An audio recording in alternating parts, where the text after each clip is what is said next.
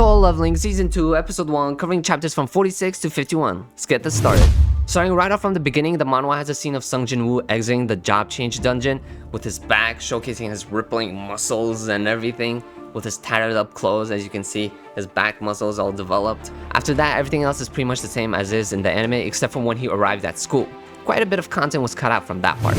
First of all, after Sung received a call from his sister informing him of the parent-teacher conference, there was a bit more urgency put into his facial expressions in the manhwa, as he fastened his pace, getting a shower, putting on his regular-ass clothes. But he realized that he can't be presenting himself in front of his sister's teacher or the principal as a damn bum. Well, he didn't actually think that, but you get the point. He didn't want to go and present himself as freaking with a tracksuit and pants as he always does when he goes hunting, because that's what his usual wear has been every single day. So he decides to go to the bank, where I wish this part was included in the anime, as it would have shown a bit more shock to the situation, and I think it would have been kind of interesting, you know, so you could see his bank balance. So the shock being was that when Sung asks the clerk that he's there to open a debit account, the clerk notices that his bank account is a staggering 1.4 billion wons. Which, if you remember back to the beginning of the series where Jinho offered Sung a 1 billion won building or something equivalent to that, Sung had like an inner monologue where he realized that with his ever-growing ability, that would literally be nothing and he could eventually reach S rank, which would mean 1 billion won is literally pennies to him. Which is kind of crazy to think about, as my man hasn't even reached S rank yet. Like, hello? Officially he hasn't though. He's still registered as an E rank hunter. Like, what kind of an E rank hunter goes around with 1.4 billion fudging wands? Like, hello? I just think that's crazy. Realizing the ridiculousness of the amount compared to how young he looks, I mean, as you can see, which if you didn't know, he's actually like in his mid-20s, so yeah. She asks about his occupation, in which he responds a hunter, and then she comes to the conclusion that he must be of a higher rank, which would answer the ridiculous amount in his bank balance. Oh yeah, and just for your information, 1.4 billion won is about $950,000. Okay, that's not exact, but it just goes up and down between that. So it's 950k dollars. So yeah, I wish they included the scene, but I guess it's not really anything vital to the story, so I guess it makes sense. Coming off from that scene, everything else is pretty much the same, with Jinna questioning her K-pop ass looking brother and the schoolgirls fawning over him. One of them even thinking, oh my god, is that an alumni? If I ever saw an alumni as that, I would never forget an eye-catching as him. So yeah, after Sung meets the principal, everything she says is the same as is in the manhwa, except for when she asks for the favorite part. A bit of detail and description was cut out in the anime. I think it was just to save time, so you could see them going into the red gate and stuff like that. But continuing on, in the anime, after the principal asks for a favor, we're cut back to Sung meeting the chick he met last time during one of Jinho's dungeon raids, Han Sang-yi, where Sung asks if she's friends with his sister, yada yada yada. You already know, you saw the episode. He introduces himself as Jinha's brother, warns her a little and tells him to follow her. You know, quick and fast. But in the manhwa, after the principal praises Jinna's academics, you know, after saying, oh, she could most definitely attend the medical school, especially with her grades, she asks if Sung could do her a favor by convincing one of Jinna's friends, who seems to have stopped showing up in school after becoming an awakened one. Oh, and the teacher knows that Sung is an awakened person who's worked as a hunter.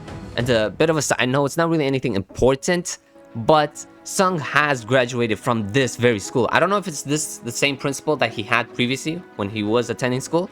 I don't know that. You guys could fact check me on that, so that would be cool, you know? Comment down below. But continue on. After hearing this, Sung asks for this student's ranking, so obviously he needs to know, because if they're an A rank, they don't need my help, in which the principal responds with stating the lowest one there is. So, you already know she's E rank, so it's not gonna really turn out too well. He realizes that sooner or later the student will end up dying, which, I mean, he's not wrong.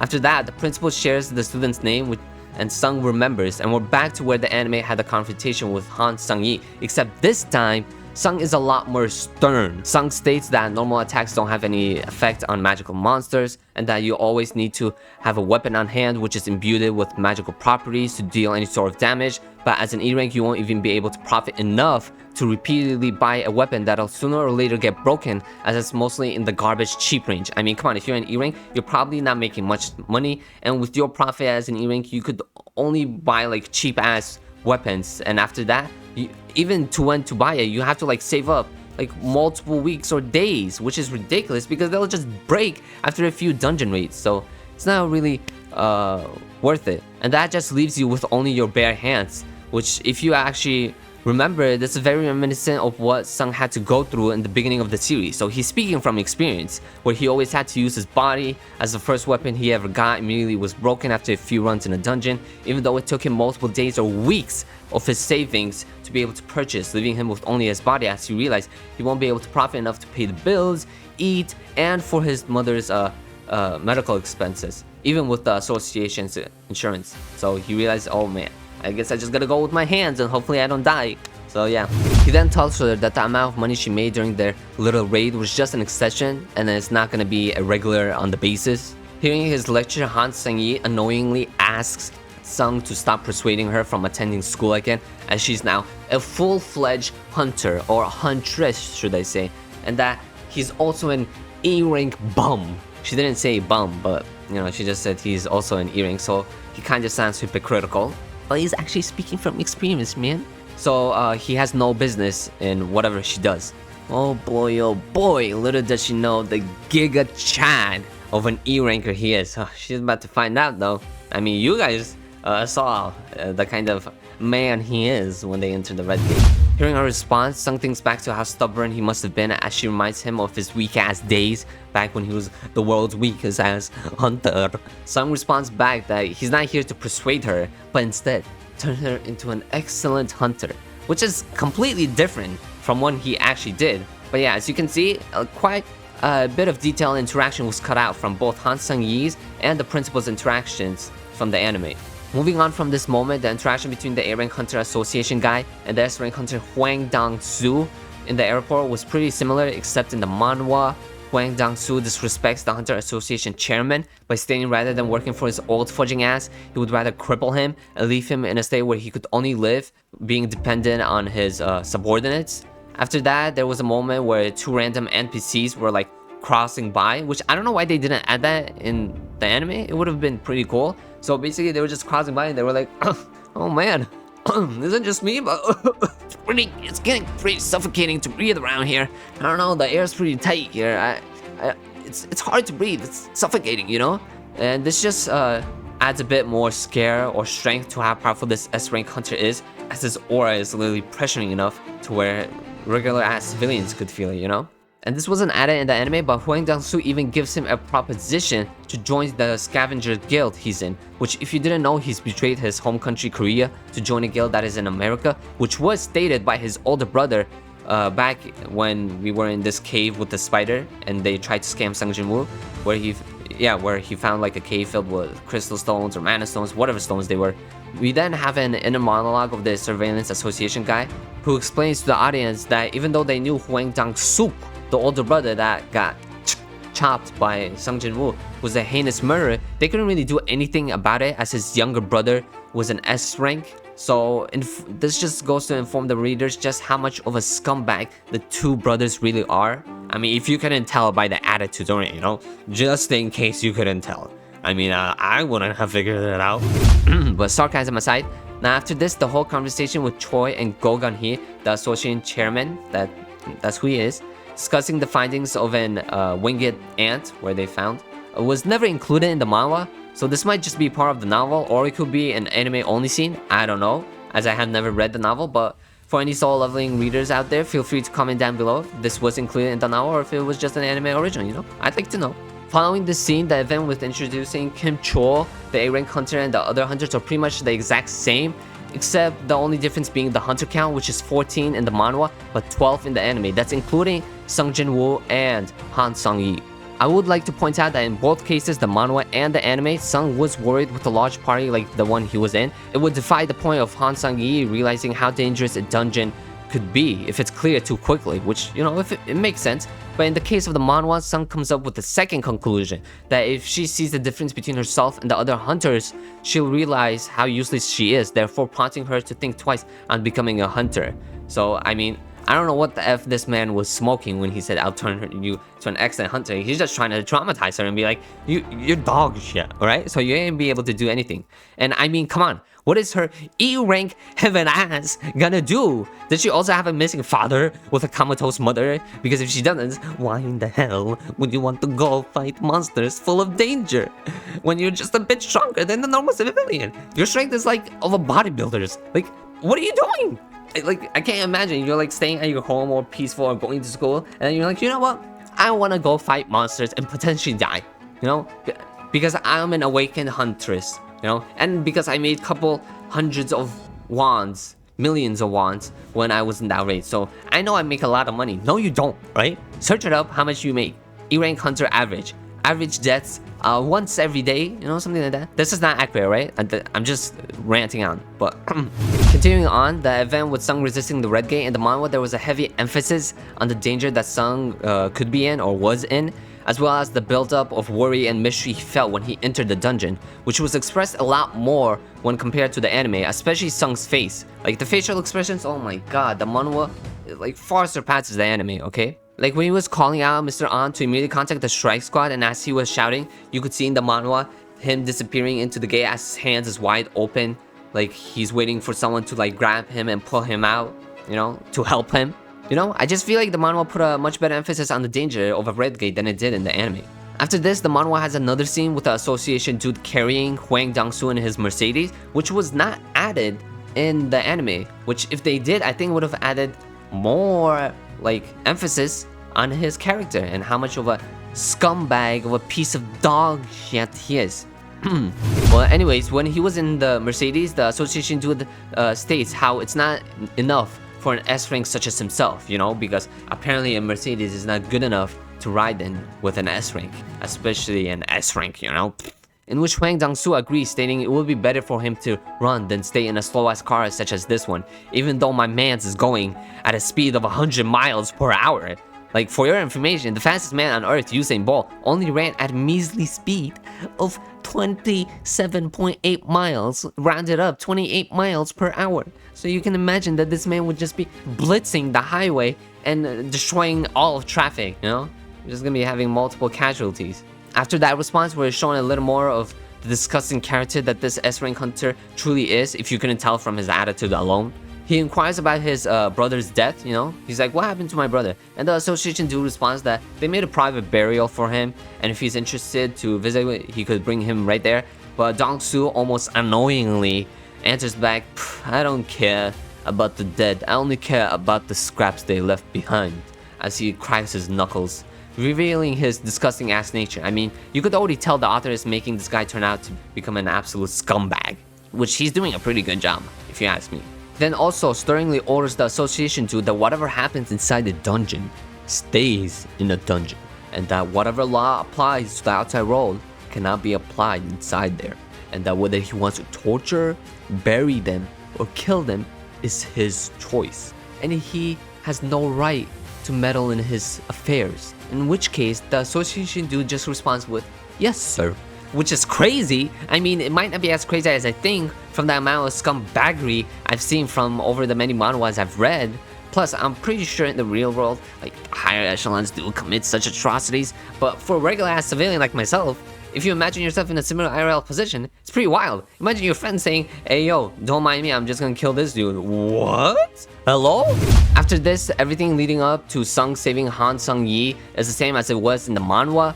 But I've started to notice that the expression of the characters is pretty chilled down in the anime, which is a bit disappointing, as in the manhwa, every character shows a lot more emotion in their expression. I mean, take the example where Sung saved Han Sung-yi from an arrow. His expression remained calm and unbothered, responding with a "don't mention it," as Han Sung-yi thanked him for rescuing her. But in the manhwa, oh man, the party was screaming.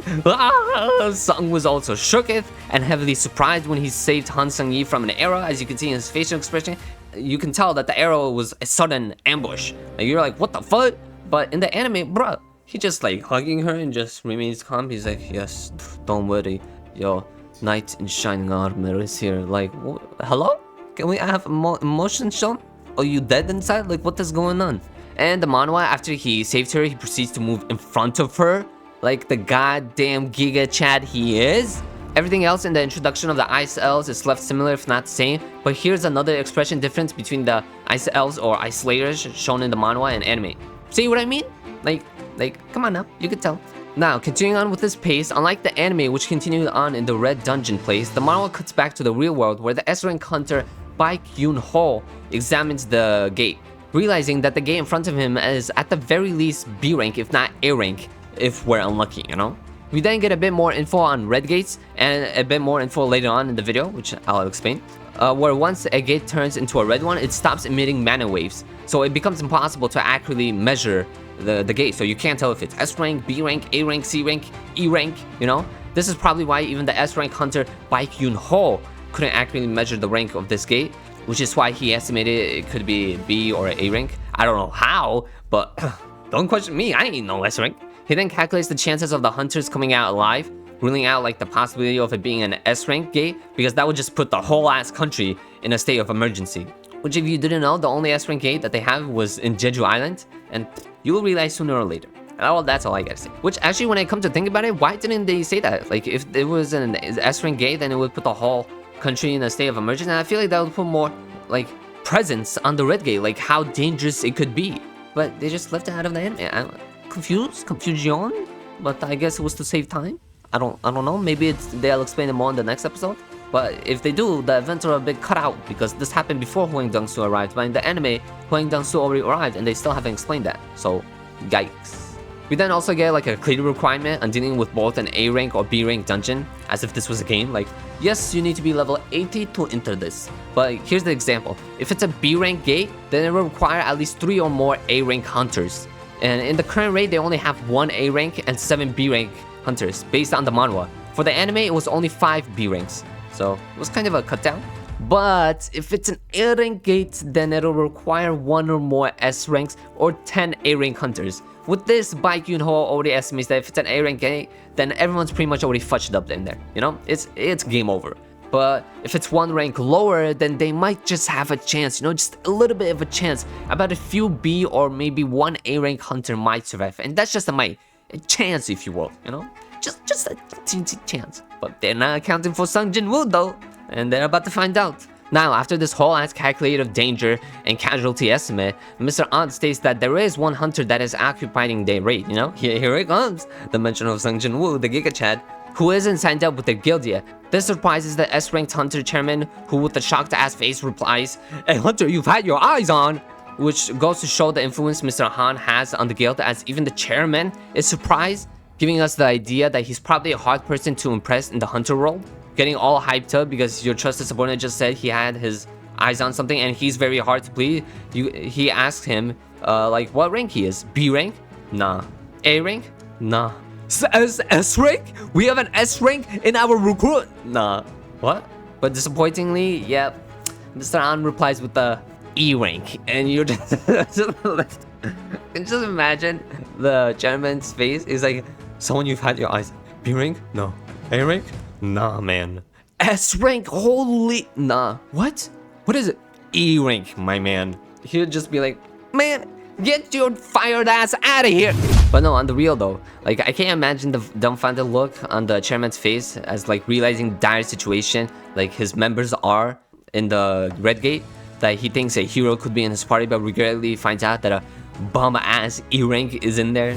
We're then cut back to where the anime left off after one of the Ice Slayers taunts Jinwoo of killing him, you know, with his freaking I'm gonna kill you with freaking moving his hands. In both instances, they respond to the challenge by breaking the iced arrow, as you saw in the anime. That was freezing their hands, but like always, the manhwa showcases more emotion. But for this one case, I actually enjoyed both versions. As in the anime, it almost looked like a bull type response. Like, you know, when a bull gets ready to charge up, they puff out their noise. And in the anime, he like crushed the freaking arrow and just, you know, that looks pretty cool. But in the manhwa, Sung Jin-woo just crushed it and he just looked mad. He's like, oh yeah, bring it. Which, I mean, I like both cases. I think both are cool. Now, everything all the way up to when the chick who switched teams who speculated that Sung could be of a higher rank than Kim Chul was exactly the same as it was in the manhwa. But after that, we're then again back to the real world, where we're then introduced to a whole new character which was completely cut out from the anime. I don't know why they did that. I thought it would have been pretty cool to add him in. His name is Ju Sung-chan, who is the manager of the surveillance team's first division, who praises Kim Chul's ability, even regarding him as a powerful individual, even among the White Tiger Guild's elite hunters. After which, he proceeds to trash on Mr. Han's potential recruit, calling Sung an inexperienced E-rank hunter who may or may not have awakened. You know, that's just you assuming that is absolute dog water poo compared to the A-rank hunter Kim Chol, who has received extensive training, you know, extensive dungeon training, cautionary training. He has received multiple trainings in advance. Now, it wasn't exactly said in this manner, but you get the point. He was just praising Kim Chol. He's like, Sung is absolute dog shit, so I don't know who the F you have your eyes on, because Kim Chol over here, bro, he'll be making it alive. Sung will be dead. So this just created like a sort of rivalry between Mr. Han, who believes in Sung Jin-woo, and Ju Sung Chan, who supports Kim Chol. So as a reader, you're like, okay, you're on Sung Jin-woo's side, or you're on this guy's side. So they're rating as to whether Kim Chol will come out, or Sung Jin-woo will come out alive, which I thought was pretty cool. It added like more tension and like more hype to the story, but I don't know why they didn't add it. Like, this character was completely cut out. But I guess, whatever.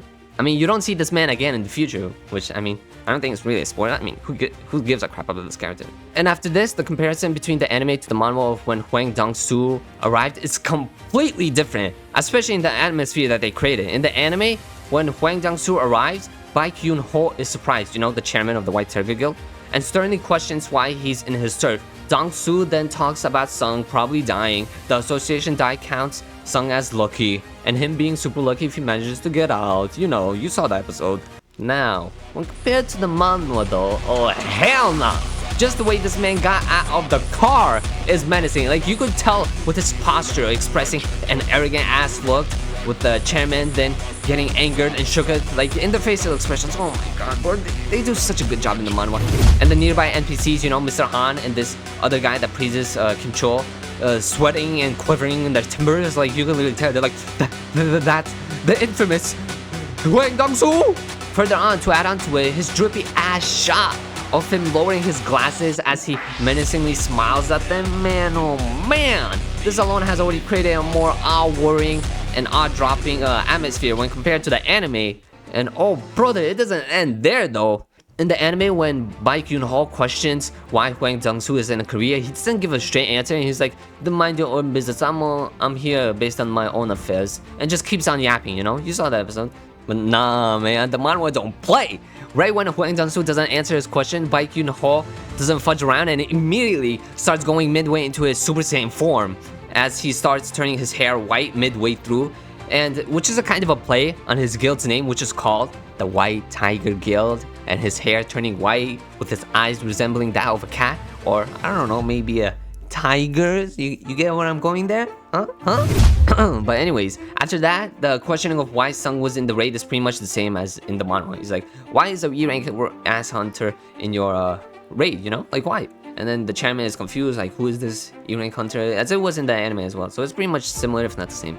Now, let's go back to in the dungeon, you know? When Sung departs with his group of NPC characters, you know, after Kim Chol and Sung, like, depart into their new ways. In the manhwa, he questions why, despite them being B or C-ranked hunters, they are extremely calm in the situation that they are in, you know? They're not, like, panicking or running away, in which we learn that they've actually received cautionary trainings on what to do during such situations. The number one rule always being, like, in any situation, do not panic. Which goes to show the White Tiger Guild probably takes care of their hunters, you know? They put in so much training, which is much different from these freelance hunters, which just goes around like Sung. He never received cautionary training, probably because he's not in the guild. But yeah, guilds offer like training such as these, you know? Just in case you didn't know. Later on, during the scenes where Sung hands out free coats, you know, in the manhwa, it's shown that they're worth about 10 gold. So yeah, I just wanted to let you know that information. I have no idea how much that is in won currency, because that was never really talked about in the manhwa, and he never does convert it to won. So yeah, I guess extra info just in case, you know, fun fact. Fun fact. Now, fast forward a little to when Sung crushes the bear's skull. In the anime, only the end result was shown with a punch to the skull and a bunch of bodies of like dead bears. But in the manhwa, you can see Jinwoo jumping into the sky, switching his title to Wolf Slayer or Wolf Assassin, granting him a 40% buff to any kind of beast-type monsters, as he winds up his punch in the air and then boom! Destroys the living dog shit out of this bear skull with his bare hands, which didn't mean to make a bear pun though, but yeah. Continue on as he calmly sits on its corpse. Now this scene, oh my finger delicious. I was a bit disappointed though. In the anime, it didn't really look as cool. I was imagining, please animate this properly. But they kind of cut it out. I guess it was to save time so they could move on with the boss fights, you know. But yeah, I was kind of a bit disappointed in the anime as it didn't look as cool as it did in the manhwa. It was cut out. Now, to further on to the explanation of the red gates, like I talked about before, the manhwa offers even more info, explaining how when one gets stuck inside the red gate, they either get transported into a poisonous ass jungle environment, a hot dry ass sucking desert, or even an arctic cold freezing winter, where they could die within minutes.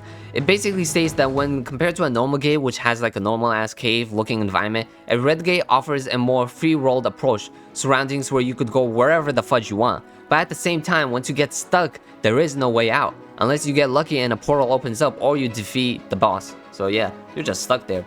It could be months, years, you know? So yeah, basically the difference between a normal gate is that you have like main goal, I guess. Yeah, as you've seen in the other dungeons that Jinwoo did, it's like you go like through a cave, you find the mobs, you defeat them, you kill boss, and then dungeon over. But in a red gate, it's similar to like the Demon's Castle. As you can see, the whole ass environment is different. It's all fire and everything, there's Cerberus, and yeah, the whole environment, you could just go anywhere you want. That's basically what a red gate is. It basically transports you into a free roll. A whole completely different dimension. Now, oh, finally, man. The last segment of the video. The confrontation with the bears was the exact same as it was in the manhwa, except for the finishing move that Igris performed. In the anime, Igris cut off the bear's head, which ended up landing in front of Sung, and then he proceeded to bow down. But in the manhwa, he did perform the same move. He cut the bear's head, but man, this time I just feel like this little detail was a lot more fleshed out in the manhwa. Basically, once he cut off his head, the bear's head was flinging up in the air, and Igris turned back, moving forward to like his liege. And then right as the bear's head was falling down, he caught it with his left hand and then dropped it down below, kneeling in front of Sung. And oh man, I mean, what do you guys think? Like, I think this part of the little detail that was cut out and was improvised in the anime, I don't think it was that great compared to the manhwa. But hey, it could just be me because I've read the manhwa. But what do you think? Does it matter? Does it not? I just thought that it made Igris look much more of a badass, you know? But that could just be me. And that's it for the end of this video. Everything else in chapter 51 is spoilers for future episodes, which is why I didn't talk about some of the stuff that occurred in it, just in case you guys were wondering why I never mentioned it, like some of the stuff that happened in chapter 51, because it's a bit of a spoiler for episode 2 or maybe 3, you know? So yeah, this is the end. Hope you enjoyed the video. If you did, I'd highly appreciate it if you could comment, like, and subscribe. This is all for today, and see you guys next time. Peace.